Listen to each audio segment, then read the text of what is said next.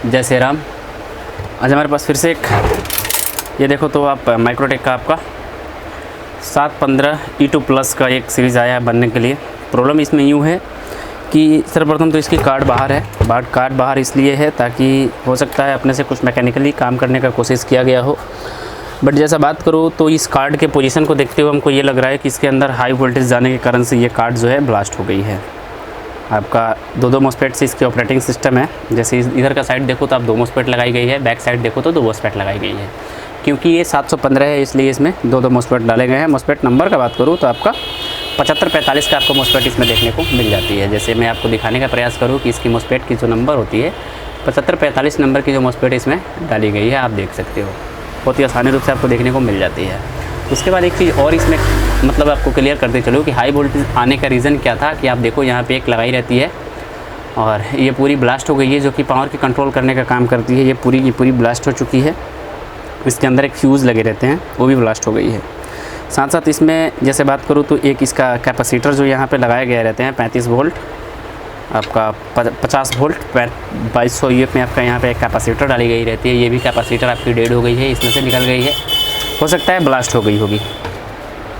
तो आज मैं इस कार्ड का पूरा रिपेयर करूंगा। जैसे कैपेसिटर का बात करूँ तो कस्टमर हमारे पास लेकर के आए हुए थे, तो ये इसकी कैपेसिटर जो कि निकली हुई है इसमें से, ये वाली कैपेसिटर इसकी जो निकली हुई है वही है। कैपेसिटर वैल्यू का बात करूँ तो 50 वोल्ट 47 470 UF में आपको कैपेसिटर देखने को मिल जाती है, जो कि ब्लास्ट हो गई है। और ये चार्जिंग पॉइंट में लगी रहती है। इधर को चार्जिंग पॉइंट होती है, उसमें ये मेन कैपेसिटर लगी रहती है। 2 फिल्टर जो भी लगे हैं ये आपका सही लग रहा है।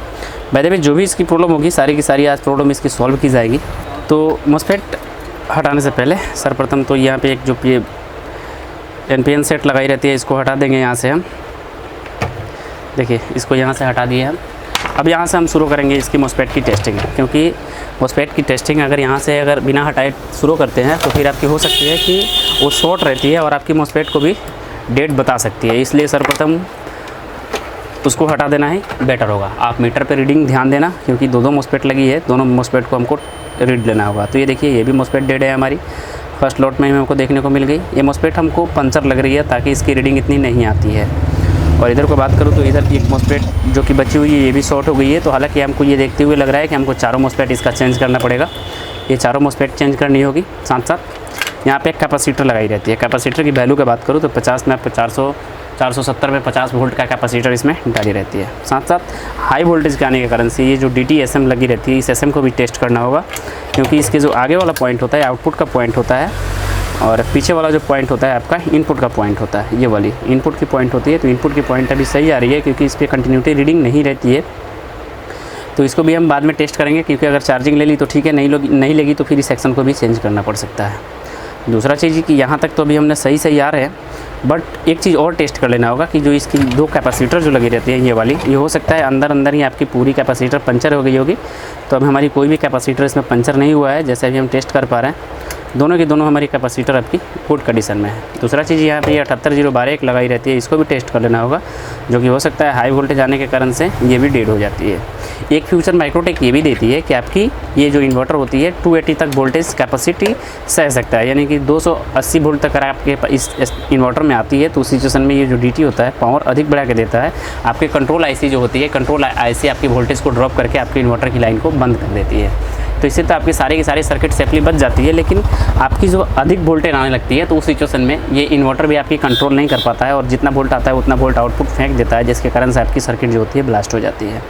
तो इसमें ब्लास्टिंग की सिस्टम आई हुई है। तो सर्वप्रथम तो हम इसका दोनों साइड मॉस्फेट चेंज करेंगे। साथ साथ ये NPN नहीं भी डालोगे तो भी कोई दिक्कत नहीं आएगी। इसका जो काम होता है हाई वोल्टेज को प्रोटेक्ट करना। तो चलिए ना दोनों मॉस्फेट को चेंज करते हैं। मॉस्फेट को चेंज करने से पहले एक चीज़ ये भी बता दूँ, 7545 की इसमें ट्रांजिस्टर मॉस्फेट लगाई गई है। 7545 की जगह पे आप 3205 भी यूज़ कर सकते हो, कोई दिक्कत नहीं आएगा। अभी हमारे हाथों में देखो तो दोनों के दोनों ट्रांजिस्टर प्रेजेंट है। जैसे 3205 ये 7545 की हो जाती है और ये 3205 नंबर की हो जाती है। तो आप दोनों ट्रांजिस्टर से कोई भी मॉस्फेट या ट्रांजिस्टर यूज़ कर सकते हो, कोई दिक्कत नहीं आएगी। तो हम अभी इसमें जो भी इसमें डाले गए थे 7545 सेम टू यू वहीं यूज़ करने वाले हैं, 4 मॉस्फेट। तो फटाफट से 4 मॉस्फेट को चेंज कर लेते हैं, फिर आगे की प्रॉब्लम को सॉल्व करते हैं।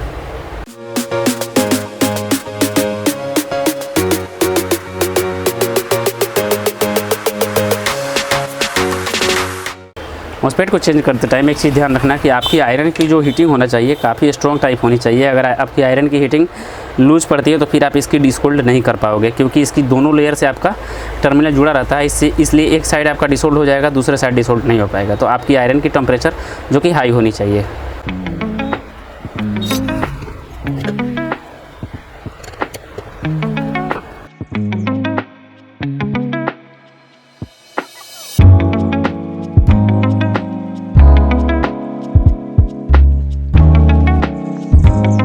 ऐसे साफ़ करने के बाद इस पर थोड़ा सा पेट्रोल ज़रूर डालनी होगी, ताकि इसमें जो भी नमी वगैरह बची है सारी की सारी अलग हो जाए।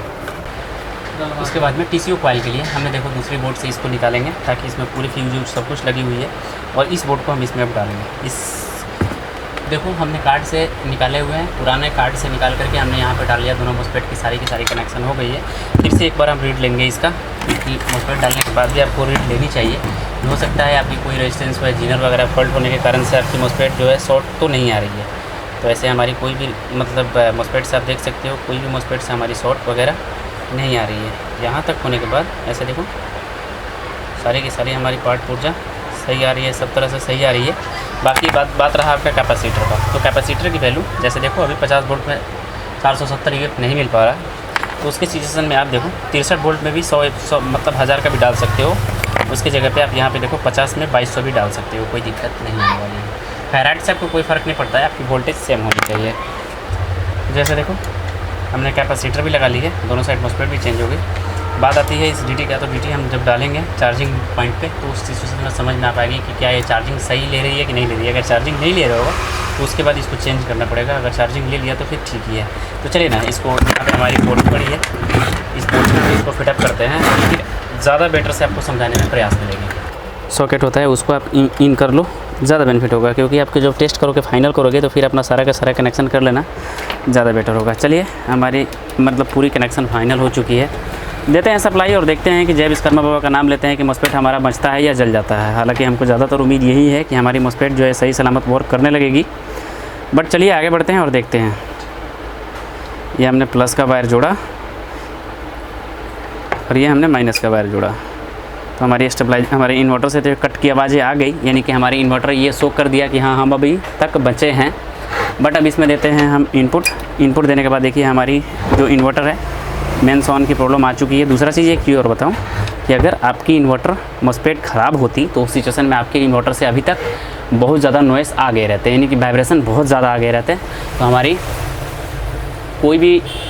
कोई भी मॉस्फेट इसमें से ख़राब नहीं है, जिससे हमें अभी तक हमको वाइब्रेशन देखने को नहीं मिला है। चलिए वोल्टेज आउटपुट टेस्ट कर लेते हैं। वोल्टेज आउटपुट टेस्ट करने के लिए हमने मल्टीमीटर को कर लिया हुआ AC पॉइंट, और ये हमारी आउटपुट सीधा हो जाती है, जहाँ से हम वोल्टेज को टेस्ट कर लेते हैं। देखिए हमारी 234 वोल्ट, यानी कि परफेक्ट रूप से 232 वोल्ट निकल रहे हैं, 30, 31, 32 वोल्ट। देखिए कुछ सिचुएशन में ऐसे होते हैं मॉस्फेट की भी रीडिंग अगर बढ़ जाती है तो वोल्टेज आपकी हाई लेवल चली जाती है। एक हमने इन्वर्टर को घर पे ही टेस्ट किया हुआ था, तो उसमें समथिंग 350 वोल्ट बन रहे थे, लेकिन इसमें देखो परफेक्ट रूप से 223 वोल्ट बन रहे हैं, जो कि काफ़ी अच्छी है। चलिए अब इसकी चार्जिंग को भी टेस्ट कर लेते हैं, चार्जिंग कि हमारी इन्वर्टर चार्जिंग मोड में जा रही है कि नहीं जा रही। जैसे कि अभी देखो हम इन्वर्टर को यहाँ पे देखो लगा रखे हैं और मेंस हमारी ऑन है। बड़ी बैटरी से जोड़ने का रीज़न ये होता है कि आपकी चार्जिंग परफेक्ट रूप से पता चल पाए कि आखिरकार इन्वर्टर में चार्जिंग की प्रॉब्लम तो नहीं है, क्योंकि अगर चार्जिंग की प्रॉब्लम होती है तो फिर आपको छोटी बैटरी या छोटी वायर से ये चीज़ अच्छे तरह से संपर्क समझ में नहीं आती है। इसलिए आपको बड़े बैटरी से इसको कभी भी टेस्ट करनी चाहिए। तो बड़े बैटरी से जोड़ने के बाद में हम इसका पावर देखो डायरेक्ट केबल यहाँ पर इन कराए हुए हैं। तो अभी हम इसको चालू किए, हमारी इन्वर्टर जो है चार्जिंग मोड में चली गई। चार्जिंग मोड में जाने के बाद ये हमारी फ़ैन जो है DC फैन, ये भी राउंड होने लगी। दूसरा चीज़ हम क्लैम्प मीटर को डालते हैं और देख लेते हैं कि हमारी जो इन्वर्टर है कितना एम्पियर से चार्ज कर रहा है। तो जैसे अभी वो देख सकते हो कि हमारी जो इन्वर्टर है 20 एम्पियर से चार्ज कर रहा है। ऐसा देखो 20 एम्पियर से चार्ज कर रहा है, जो कि काफ़ी बढ़िया है। दूसरा चीज़ अभी आपने देखा हम इन्वर्टर को दूसरे काउंटर से चेक कर रहे थे, तो ये बैटरी ब्लिप का जो कि सिंबल है ये आपका फुल इंडिकेशन दे रहा था। रीज़न ये था कि उसमें पत्ती वायर लगी थी, इसलिए एम्पियर नहीं मिल पा रहा था। लेकिन अभी आप देख सकते हो इसकी जो एम्पियर है हाई लेवल चली गई है। जैसे मैं बात करूँ तो यहाँ पे देखो 17 एम्पियर 16, मतलब जैसे जैसे आपकी बैटरी फुल चार्ज होती जाएगी इसकी एम्पियर डाउन होती जाएगी। अभी देखो 17 एम्पियर ले रहा है, ये बैटरी आपकी फुल चार्ज होती जाएगी, आपकी एम्पियर जो होगी डाउन होती जाएगी। तो अगर आपके भी इन्वर्टर के साथ ऐसी मॉस्फेट वगैरह जलने की समस्या आती है तो आप आसानी से इस विधि से उसको रिपेयर कर सकते हो। ये छोटी सी नॉलेज आपको कैसी लगी ज़रूर बताना। किसी भी तरह की और जानकारी चाहिए इन्वर्टर रिलेटेड तो हमारी इंस्टाग्राम ID नीचे दिख रही है, वहाँ से फॉलो करके डायरेक्टली मैसेज में बात भी कर सकते हो या किसी और तरह की जानकारी ले सकते हो। तो ये छोटी सी नॉलेज आपको कैसी लगी ज़रूर बताना। मिलते हैं जानकारी के साथ, आपका भाई प्रिंस। जय श्री राम।